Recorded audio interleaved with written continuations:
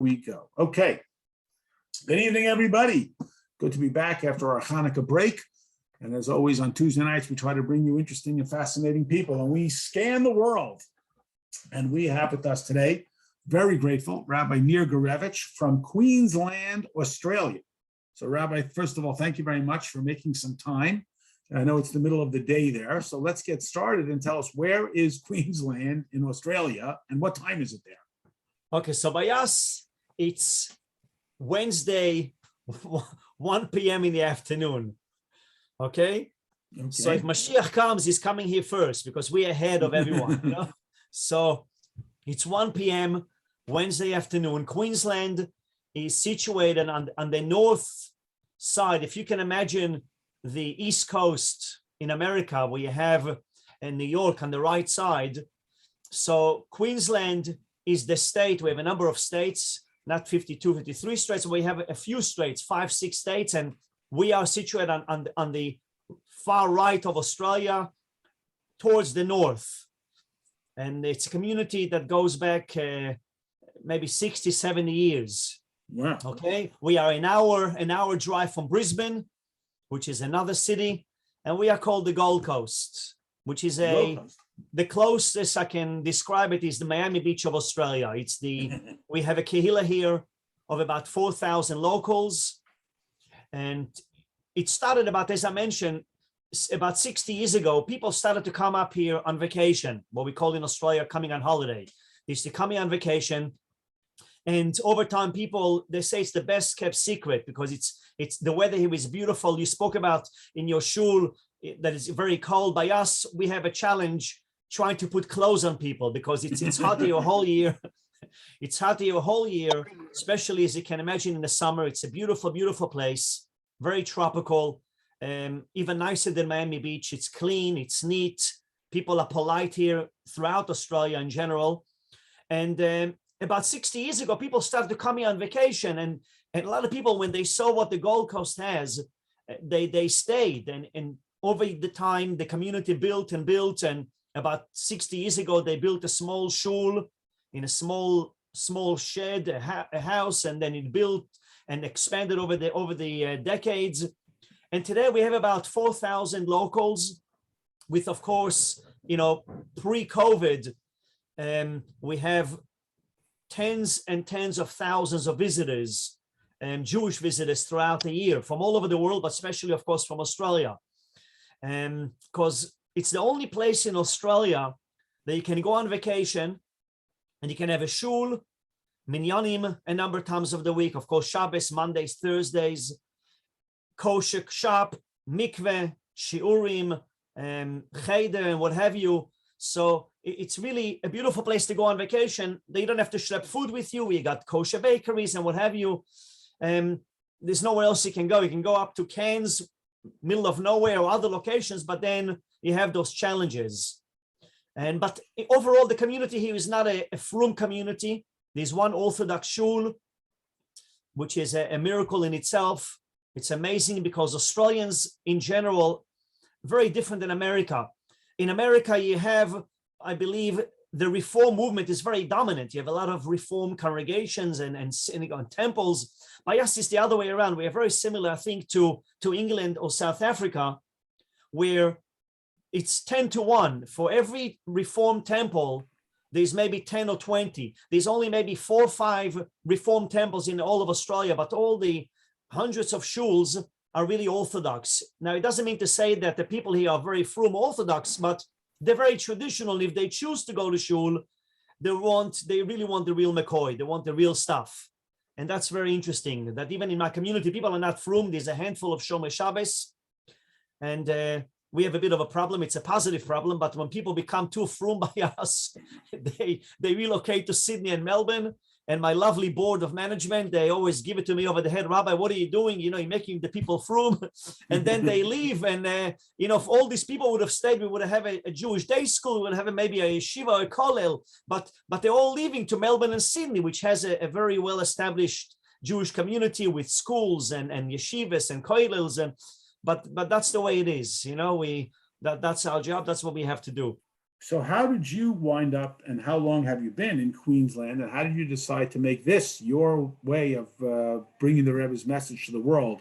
What's your backstory? How did you wind up in Queensland, Australia? Okay, very good, very good question. We only ask good questions here.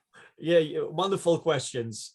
We could speak for a long time. How much time, by the way, you guys have? We 40 got minutes? time. I mean, we're trying to catch up to you. You're Wednesday at 1:00. We're still Tuesday night here. We're What hoping you're time going to is tell for us what. It's time is 9 for- p.m. It's 9 p.m. Tuesday night. Well, I'll make a deal. As long as no one falls asleep, I'll continue talking. Okay. Okay, it's a deal. So basically,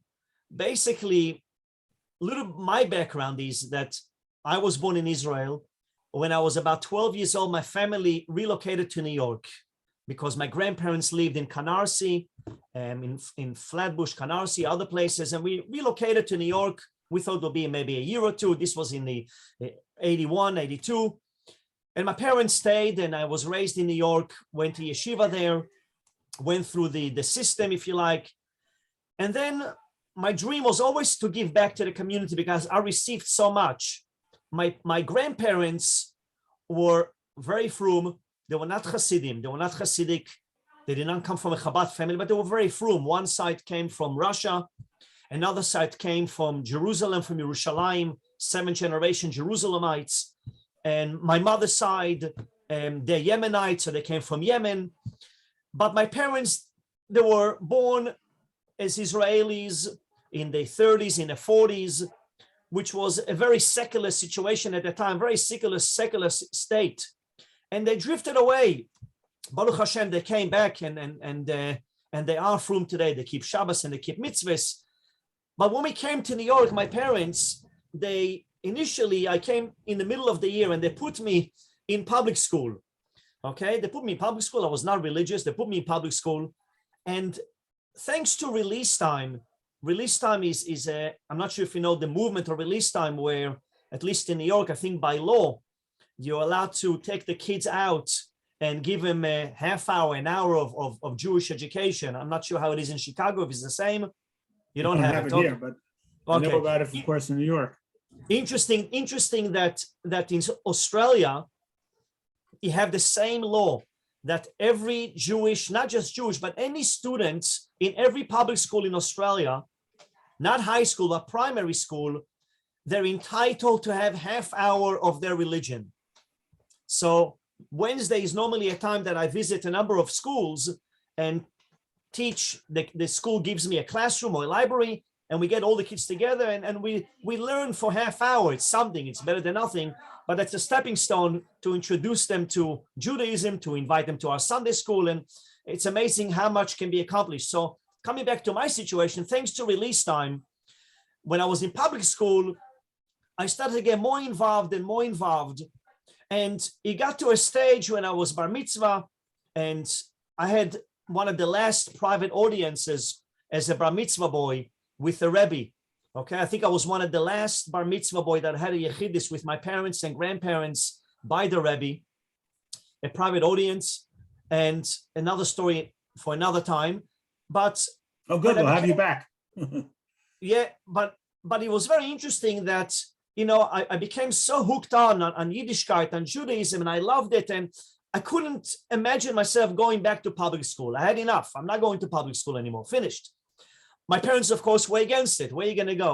You have to go to public school. So what I used to do, every morning, my parents thought that I was going to school, but in actual fact, I used to go to Crown Heights. I used to get on the bus, and every morning, I used to take the bus to Crown Heights and literally sit and learn with the boys in the yeshiva. There was a yeshiva they call Chovevei Torah, which still stands today.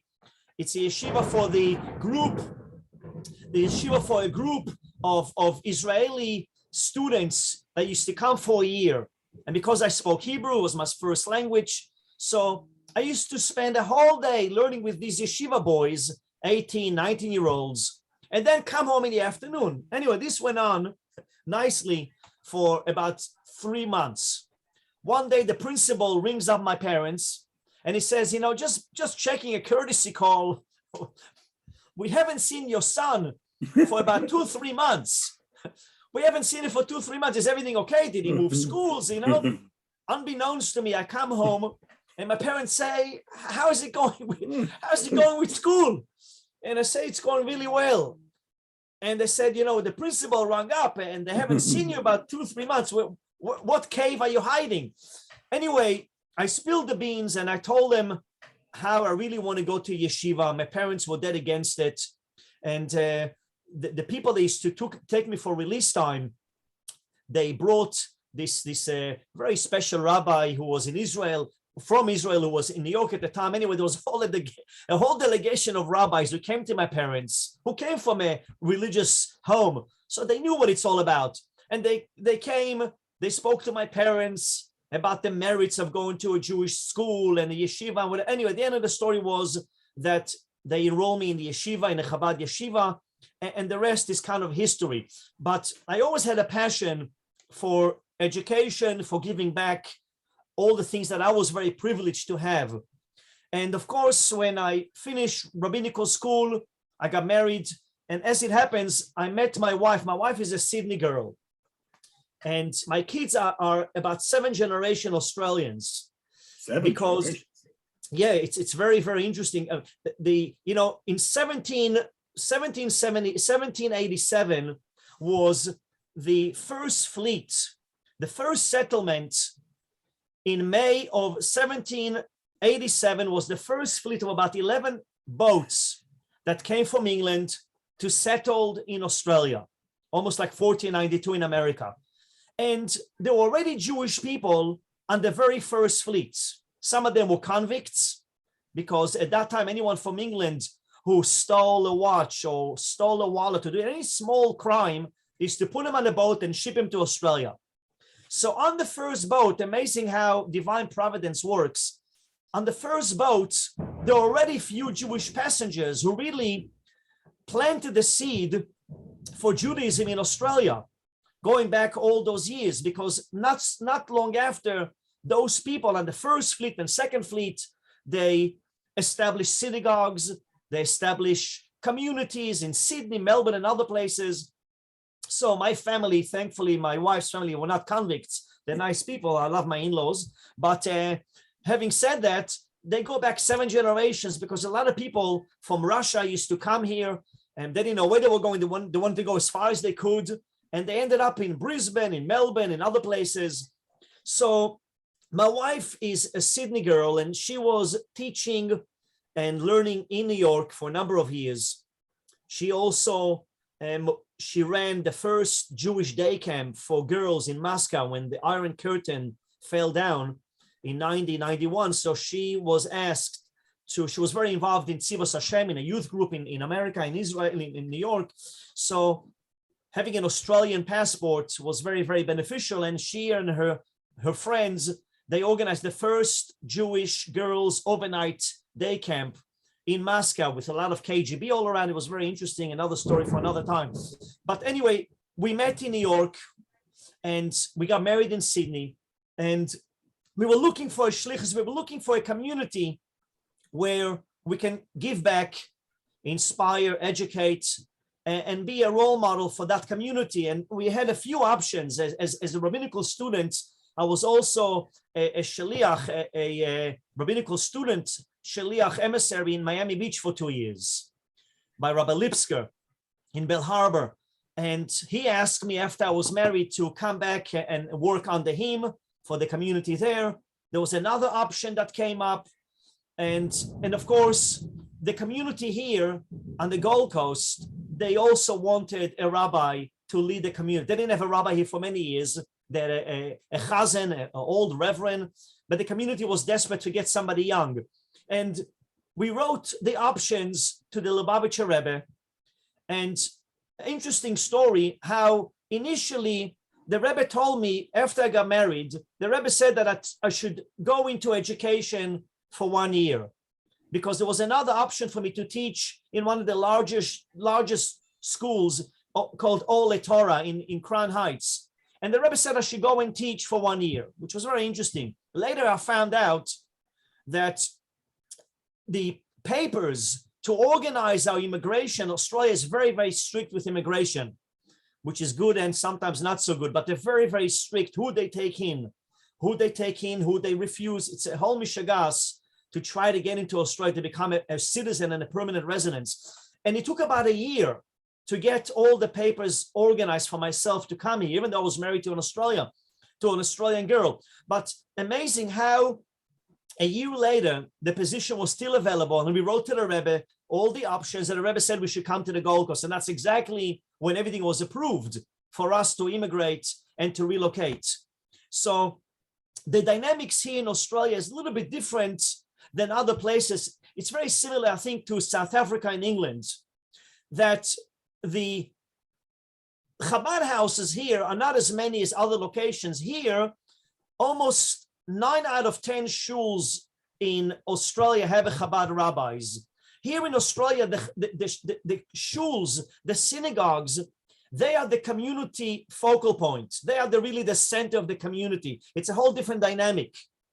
And being a rabbi of a shul here allows you to have more connections with people, more connections with the community, more connections with other organizations.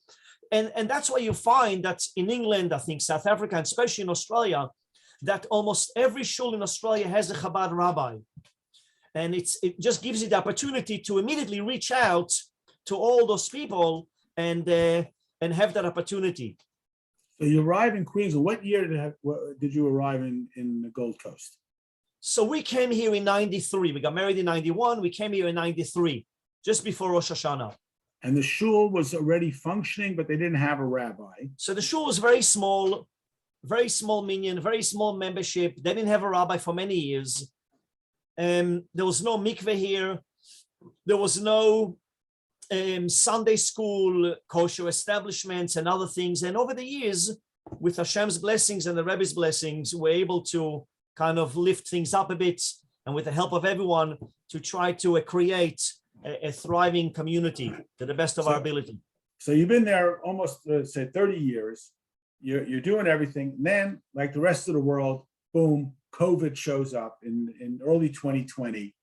We were talking just before we started, this is how we started this program here. We call it Torah in 10. It's sort of evolved, and we do some learning every night and so forth. What was the experience like there, and what is it like now? Sort of, how is it played out in Australia with all of the COVID and so forth? So as soon as COVID hit, by us, we have a number of states. We have Sydney and Melbourne, which is New South Wales, the state of New South Wales. You have the state of Victoria. You have South Australia, Adelaide, Northern Territory. Every state in Australia is really governed by its own government, almost independent of the other. Very similar to America, I guess. And every state has more power than the prime minister has, than the president has. So as soon as COVID hit, our state closed its borders to everybody else. Okay, so whilst Melbourne and Sydney, they were hit very badly with thousands of cases, we were relatively spared all that agony, all that pain. We didn't really have any lockdown. We could not leave our state. Okay, imagine you cannot leave Chicago, but at the same time, we're able to have our own freedom. So we can go out anywhere within our state, very small limitations. Anybody can come to shul, although you have to have a little bit of a social distancing, about 1.5 meters, about 2 feet distance. There was a little bit of time that you had to wear masks, but otherwise we were not hit with COVID as the other states did. And we always kept it almost to a zero. It's remarkable. And only this coming Monday, our borders are finally opening to all the other states. Even though Melbourne March and Sydney, of 2020? correct. So you haven't left your area for 20 months, whatever it's been. Correct. I mean, there was one occasion a year ago that the borders were open slightly. And as it happened, we had a grandson born in Sydney. So we flew an hour flight. Thank you. We flew to Sydney. There was a breeze coming up in 8 days. So we came, and literally 2 days before the breeze of my grandson, Queensland announced that they're closing the border. You got 24 hours to come back. And if you don't come back, then if you do want to come back to your state, you got to spend 14 days in quarantine in a hotel by yourself. So we quickly got into the car and had to drive back missed the bris, but we had the Zoom bris, which is not too bad. And that was it. But really, we were very, very spared because the shuls in Sydney and Melbourne, they were shut for almost a year. All this, I mean, this is the second Rosh Hashanah Yom Kippur that Sydney and Melbourne communities had no Yom Kippur, no Rosh Hashanah services. Forget about the weekday. It's terrible, terrible. I mean, people are really affected, very depressed. Only now they're opening up. And even then, there's certain limitations and you have to be vaccinated. Here, by the way, even if you're not vaccinated, you can still come to shul. We don't have those limitations. But as I said, this coming Monday, our borders are open. And as long as you've been vaccinated and as long as you had a test before you come to Queensland, you can come to our community. So they literally have people on the highways checking as people come through. Correct, correct, all the time. Crazy. Okay, I know we're kind of running out of time, so we always like to ask, what is the biggest challenge of your shlichus and what is the biggest reward of your shlichus? So the biggest challenge for us is, I think almost like everyone else, is our youth. Because, you know, we deal with the children. We got plenty of programs for the children, different programs, activities. Of course, we got programs for the adults, for the seniors, but the teenagers group, that's the biggest challenge for us, how to get them involved. Because we are such a small community, we're still trying to work on it, but our biggest challenge is to try to get somebody here to run activities for the teenagers full time. You know, in Sydney and Melbourne and other states, bigger states, they have different youth groups, whether it's Chabad, whether it's Bnei Akiva, Hineni, whatever it may be. But because we're such a small community, we don't have the funds to really afford to have somebody full time to run those activities. And of course, my wife and I, we are very limited in our time, in our capacity. In small communities, you know, by default, you have to wear all different hats. You got to run the Chevra Kadisha here. You got to be the kosher supervisor. You got to be in charge of the mikveh. You got to be in charge of the shul. You got to be in charge of everything because it all falls on your shoulders and it's a great privilege. But obviously you're only a human being and you're limited. So that's really our bigger challenge, our biggest challenge, how to cater for the young and how to, you know, create the means of people to appreciate how important it is to cater for the teenagers. And that's what we are working towards, to try to get those funds and to try to get the people to come here and to assist us and what have you. I mean, from time to time, we bring out people. We have camps, of course, for the kids, and we allow those youth leaders to stay on and to create Shabbatons and other activities. But on an ongoing basis, that's our biggest challenge. And the biggest reward? The biggest reward, I think, is to see people in such a far-flung community like where we are on the Gold Coast, who really don't have many shuls. There's not many frum people around. They don't have the established community like other places that everything is on a silver platter. Here, everybody has to pull together. Everybody has to put an effort. Every person counts here. It's a small community. Everybody has to pull the weight. And to see people here take pride of the Jewishness, they take pride in participating and coming closer to Yiddishkeit, not taking it for granted. In Melbourne and Sydney, if you don't show up in shul, nobody really, not that they don't care, but you get lost in the crowd. But here, everybody counts and everybody's noticed and everybody is cared for. And it's rewarding to see how everyone in their own respective level really participates and want to be part of the community, allows our community to thrive and to grow and develop even further. Fantastic. Okay, Rabbi, we promise you we keep it under 25 minutes. I'll give you another few minutes. It's fine. I'll give you another few minutes. It's okay. You have a whole day ahead. You know, we're at the end of our day, so okay. You're there. Can you leave us with a story? Maybe one little incident, something that occurred at Chabad of the Gold Coast in Queensland that maybe is emblematic of the important work that you're doing there. There's a lot of stories, like everybody else, I'm sure. People that you meet and there was just a recent story. There was this priest. There was this priest who was doing a family tree about his family because he had somebody in his family who was Jewish. And he was creating this album and this family tree and everything. And he had one picture, black and white picture that maybe goes back, I don't know, 80, 100 years. And in the back of the photo, there was something scribbled in Hebrew, in scripts. He knows a little bit of Hebrew, but he cannot read script. And he asked, Rabbi, do you mind if I come and see you? And can you help me translate what it says? So I said, with pleasure. Anyway, he came to our shul and we sat down at a shmooze, at a cup of coffee.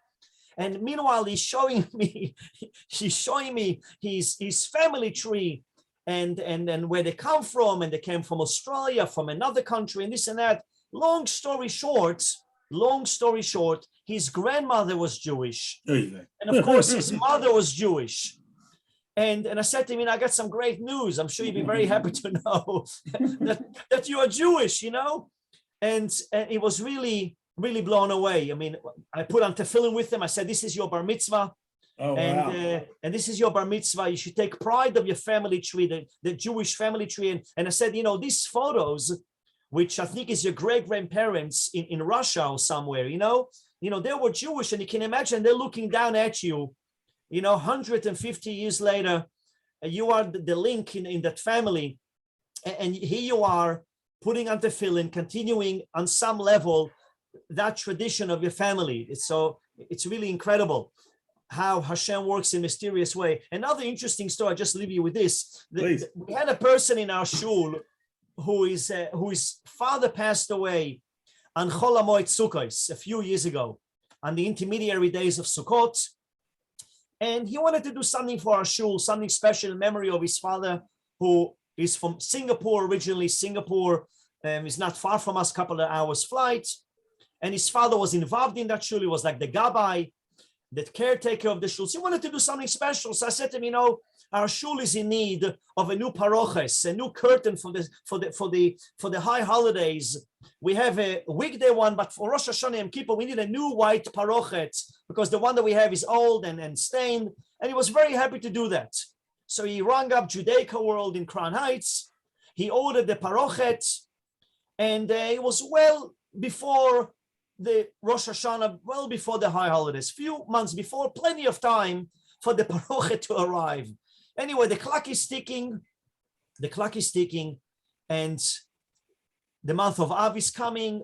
Elul is already here. It's a couple of weeks before Rosh Hashanah.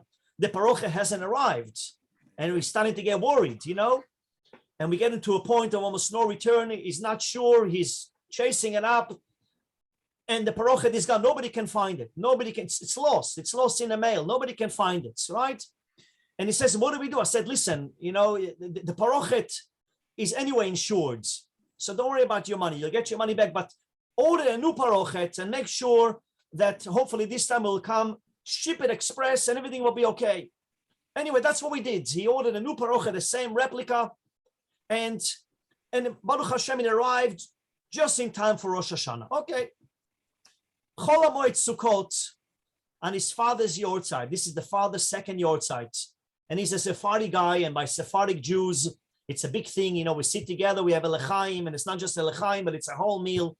We're sitting in the shul sukkah on the first or second day of Chol HaMoed, commemorating and celebrating his father's yortzeit.